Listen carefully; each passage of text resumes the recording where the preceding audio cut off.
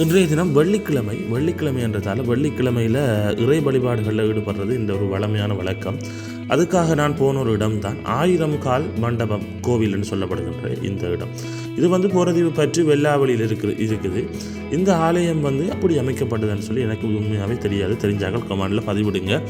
இந்த ஆலயம் 1000 விழுதுகளை நிலத்தில் தாங்கி இருக்கிறதால 1000 கால் மண்டபம் கோயில்னு சொல்லி சொல்லப்படுகிறதா. இங்கே வைரவ சுவாமி, முருகன், மற்றது பிள்ளையார், சிவலிங்கம், நாகதம்பிரான் போன்ற பரிவார தெய்வங்கள் இருந்து எல்லா தெய்வங்களும் இங்கே இருப்பதாக கூறப்படுகிறது. மலையும் மலை சார்ந்த வயல் சார்ந்த இடங்களில் இந்த ஆலயம் உண்மையில் அமைக்கப்பட்டிருக்கு. இங்கே நான் ஒரே ஒரு விஷயத்தை பார்த்து நான் நேர்த்திக்கடன் கட்டுறது மிக அதிகமாக இருந்தது.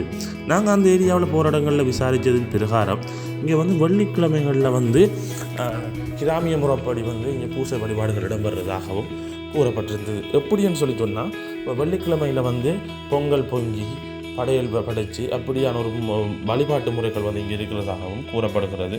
சில பேர் போயிருக்க மாட்டீங்க, சில பேர் போயிருப்பீங்க.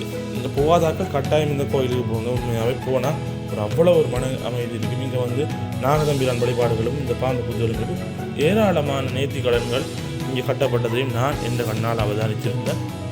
பார்க்குறதுக்கு ஒரு பிரமிக்கத்தக்க ஒரு இடமாகத்தான் இது காணப்பட்டது.